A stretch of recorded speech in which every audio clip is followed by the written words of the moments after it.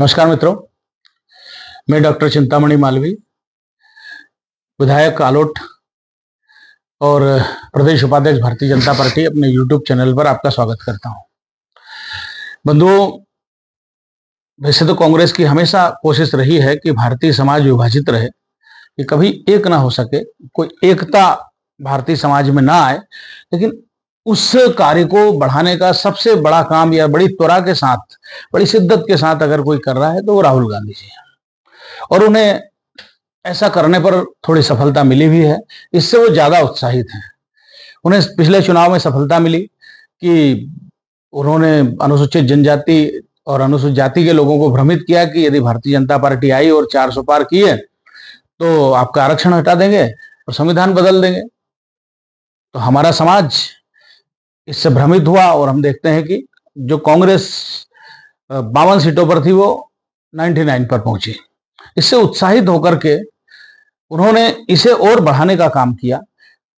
सबसे पहला उन्होंने काम बहुत उत्साहित होकर के अपने राष्ट्रपति अभिभाषण में कहा, राष्ट्रपति धन्यवाद प्रस्ताव में कहा, और धन्यवाद प्रस्ताव में उन्होंने बड़े ज्ञानी की तरह कहा कि आप जो है केवल हिंसा करते हैं और हिंदू कभी हिंसक नहीं हो सकता। और इस तरह की बात उन्होंने कही कि हिंदू हिंसक नहीं हो सकता। ऐसा कह करके उन्होंने हिंदुओं में योजना पूर्वक एक हीन भावना भरने का काम किया और एक ग्लानि भाव भरने की कोशिश की है, क्योंकि वो ये बताना चाहते हैं कि जो भी हिंसा करता है, जो भी जवाब दे सकता है, जो प्रतिक्रिया कर सकता है, जो अन्याय को सहने से मना करता है, वो हिंदू नहीं हो सकता। और ऐसा कहकर के उन्होंने हमारे सारे राष्ट्र नायकों को और हमारी सेना को भी, हमारी मिलिट्री को भी अहिंदू घोषित करने की कोशिश की है। तो आप देखिए कि ऐसा कहने से शिवाजी अहिंदू घोषित होंगे। क्यों? क्योंकि उन्होंने तलवार उठाई और मुगलों के आतंक को समाप्त किया। उन्होंने हिंदवी साम्राज्य की स्थापना की। उन्होंने औरंगजेब के आतताई शासन को समाप्त करने में एक बड़ी भूमिका निभाई। महाराणा प्रताप भी हिंदू नहीं हो सके, क्योंकि उन्होंने तलवार के बल से राजस्थान में आतताइयों को रोका। फिर हमारी सेना भी हिंदू नहीं हो सकेगी, क्योंकि सेना को तो हिंसा करनी पड़ती है। लेकिन मैं बताना चाहता हूं कि हिंसा और अहिंसा का विचार राहुल गांधी जी केवल हिंदुओं का है, इस देश का विचार है। जो वेस्टर्न कॉन्सेप्ट है, जो सेमेटिक रिलीजन है, उनमें अहिंसा और अहिंसा का कोई भाव है ही नहीं।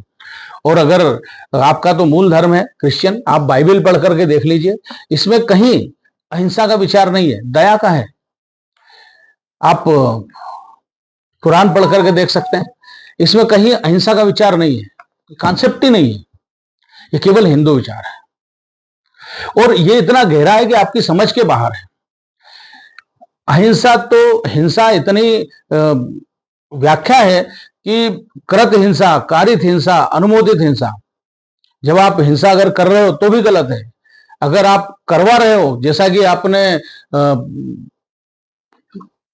84 के दंगों में करवाई, तो वो भी हिंसा है। और अगर आप अनुमोदन कर रहे हैं, चुप है, जैसे कि कश्मीर में जब वहां के हिंदुओं को खदेड़ा गया, मारा गया, हत्याएं की गई, तब आप चुप थे, आपकी सरकार चुप थी, आपकी पार्टी चुप थी, तो ये अनुमोदित, यह भी हिंसा है। मन वचन कर्म भी से की गई हिंसा भी हिंसा है। अगर आप मन में हिंसा का विचार करते हैं तो यह भी हिंसा है। वचन, जो अगर आप किसी को अपशब्द कहते हैं, वह भी हिंसा है। कर्म से करते हैं तो हिंसा है ही। और वो लालू यादव जी के साथ जो आप मांस पका रहे थे, वो भी हिंसा ही है। तो आपसे बड़ा हिंसक कोई हो नहीं सकता।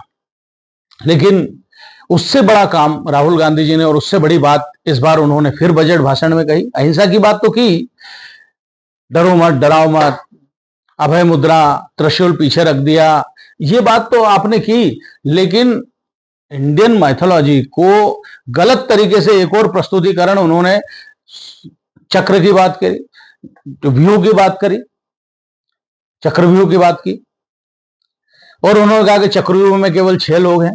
आपको हिंदू माइथोलॉजी का कोई ज्ञान नहीं है।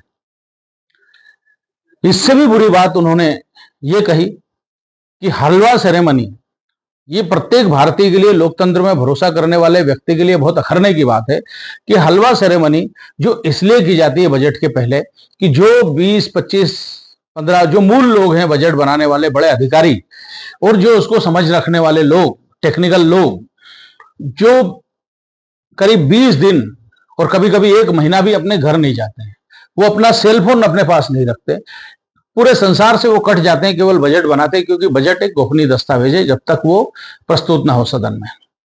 और जब वो समाप्त होता है तो स्वाभाविक रूप से वो इतने थके होते हैं तो वो खुशी मनाते हैं, और खुशी मनाते हैं तो मिठाई बांटते हैं, तो परंपरा से हलवा वही बनता है और वो हलवा सब में बढ़ता है। आपने इतनी नकारात्मक टिप्पणी उस लोकतंत्र की, उस श्रेष्ठ प्रक्रिया, उस श्रेष्ठ काम को, एक आदर्श कार्य को जो टीम भावना को बढ़ाता है, पुरस्कृत करता है मेहनत करने वालों को, उसमें आपने कहा कि इसमें कोई ओबीसी नहीं था, इसमें एसटी नहीं था, एक अल्पसंख्यक एक ओबीसी था, वो पीछे रह गया, उसको आगे नहीं आने दिया। यानी जातिवाद भड़काने का और विभाजित करने का काम जो कांग्रेस आज कर रही है, ये बहुत खतरनाक है।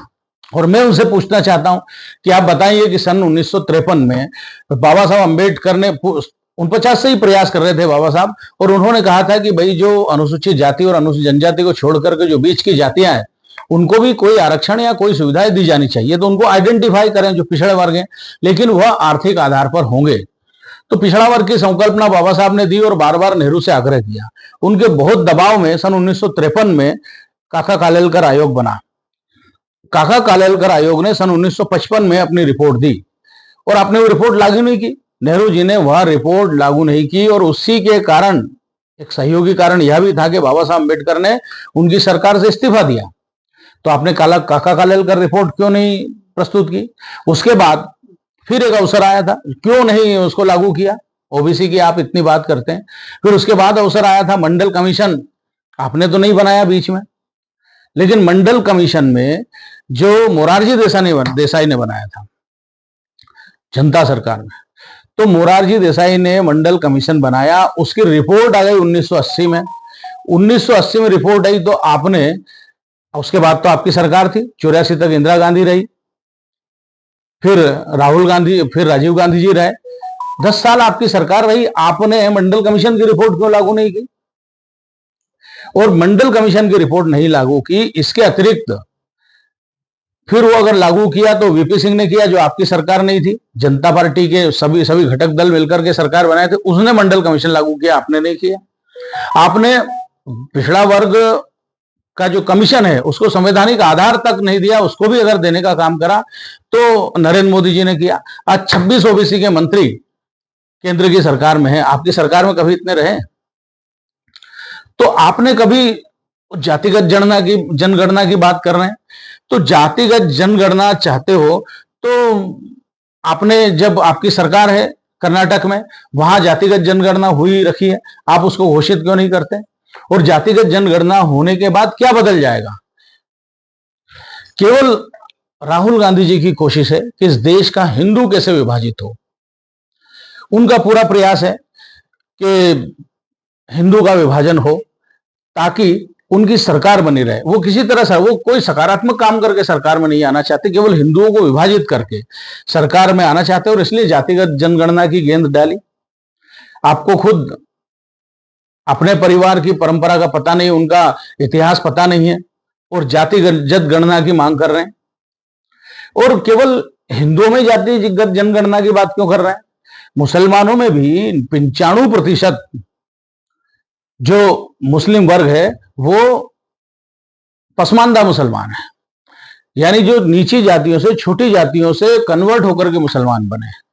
आप उनकी जनगणना की बात क्यों नहीं करते? और अगर इतना ही आपने कभी पसमानदा मुसलमानों में से कोई नेता क्यों नहीं बनाया? आपके जितने नेता हैं वो सारे के सारे अशरफ हैं, वो शेख सैयद हैं, या वो कन्वर्टेड हुए हैं। गुलाम हुसैन,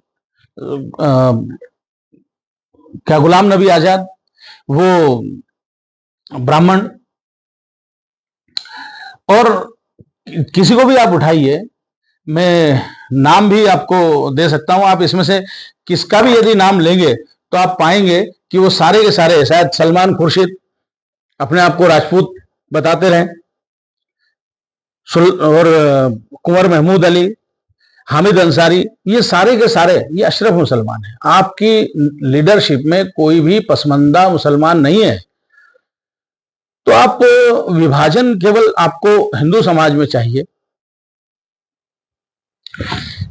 ताकि आप एक अनुकूल पोजीशन में।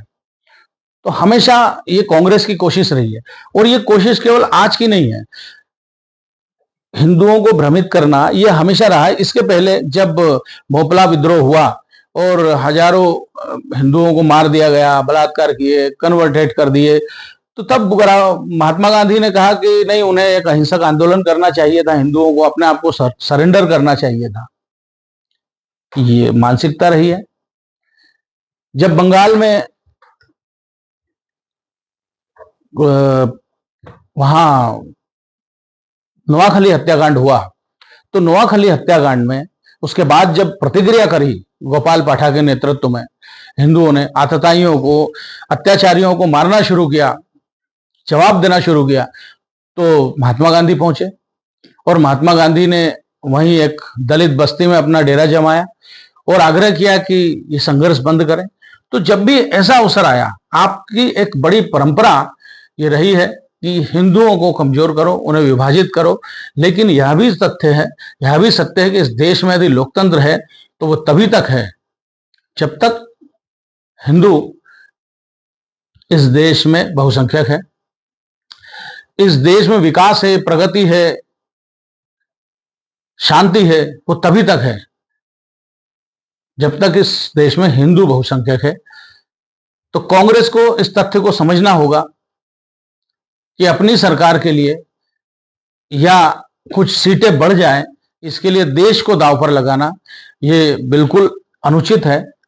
और मुझे लगता है कि यह जो बांटने का प्रयास है, इसमें भारतीय समाज को भी आत्मावलोकन करना चाहिए और खासकर अनुसूचित जाति, जनजाति और ओबीसी को भी इस पर विचार करना चाहिए कि क्या राहुल गांधी जी का यह बांटने का विचार हमारे सम्यक हित में है। बहुत बहुत धन्यवाद। भारत माता की जय।